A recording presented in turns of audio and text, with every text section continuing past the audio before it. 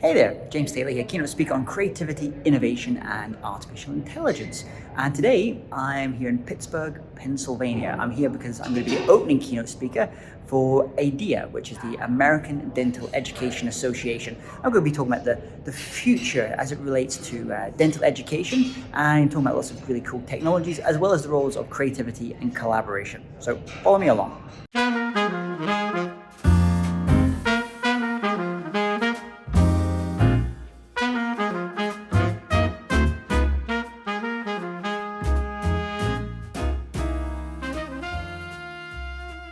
Well, I just came off stage in Pittsburgh, a really great event. We actually had lots of activities that we did with the group, getting them kind of unlocking their creative potential and thinking about innovation, especially as it relates to artificial intelligence and how that's going to change their industry. So after I came off stage, I actually had a few hours where I had to head out of leave the city, and I decided to go to the Andy Warhol Museum. So if you don't know Andy Warhol, the great artist, pop artist, was born in Pittsburgh, brought up in Pittsburgh, and then moved to New York, where he kind of was known for the factory and doing a lot of his most famous work. And because I always like to put something local into every keynote I do, and so I wanted to put some Andy Warhol into the keynote that I did in Pittsburgh.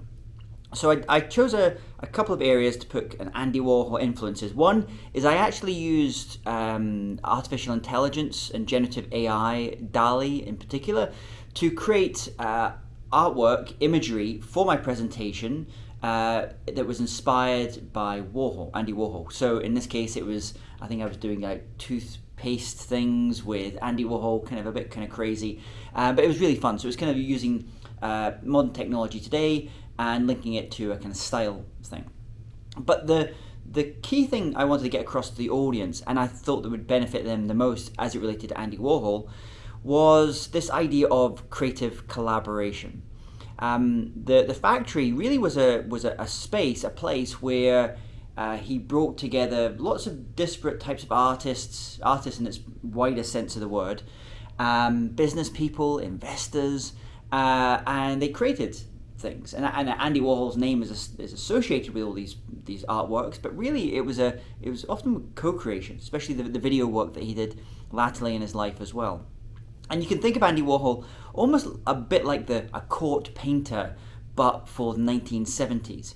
And one of the stories that I told in my keynote was about an artist called Andrea del Verrocchio.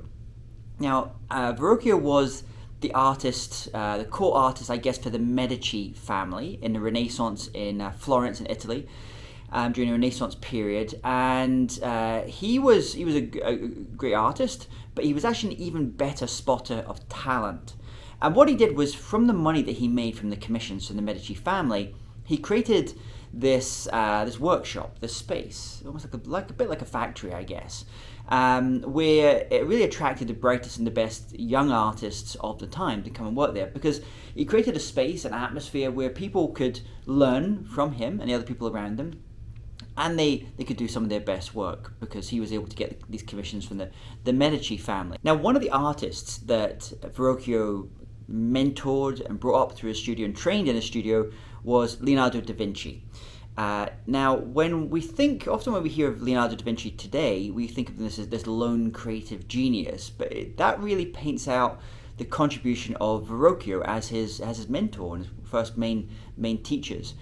So I spoke about this idea of the creative collaboration and how sometimes we can get blindsided by thinking, this artist is this lone creative genius, or this CEO on the front cover of this magazine is this lone genius, this creative genius, when actually it's more complicated than that. No one is a self-made man. Everyone has other people that help them, support them. And that could be their financiers, that could be their teachers, their mentors, their collaborators, their suppliers even as well.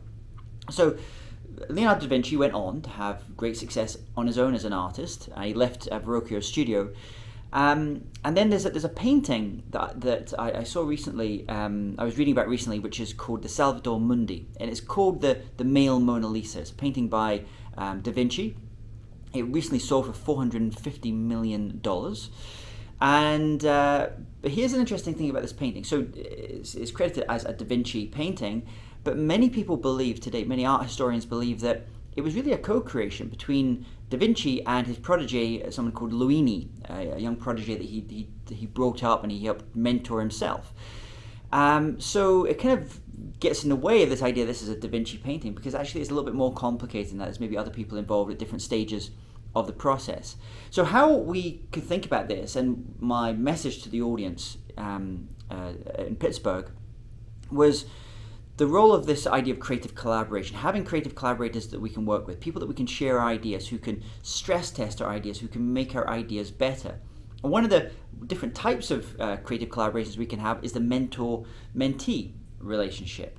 So I was always told you should always have two mentors. You should have someone that's older than you, that's kind of seen it all, done it all before, that you can learn from them, knows where all the dangers are and can help guide you a little bit. But you should also have a mentor who's usually younger than you or earlier in your career than you, who is kind of basically kicking you up the backside a little bit, getting, come on, introducing to maybe to new technologies, new ways of doing things as well. And also from your own perspective, as soon as you have any skills, any experience, you should definitely offer to try and mentor other people. I've mentored lots of other speakers, other people in business as well, and I feel like I learn as much from that process as they do. So from here into Pittsburgh, talking to you today about creative collaboration and the role of mentors and mentees. My name's James Taylor. Thank you so much for watching. Hey, it's James Taylor here, keynote speaker on creativity, innovation, and future trends. I'd like to send you my free Creativity Blueprint training. It's a 3-part video training series on how to unlock your creative potential, how to break down any barriers or blocks that have been holding you back creatively, as well as how to generate and develop new ideas. In that series, you'll learn all about the creative process, these 5 important steps or stages in unlocking your creativity. We'll also look at some of the most common blocks that we have as creatives and how to break down some of these blocks using proven techniques. And finally, I'm going to show you a framework that you can use to evaluate your creative ideas as you generate them.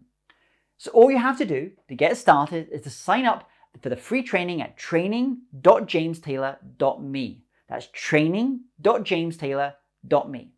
Thanks for watching.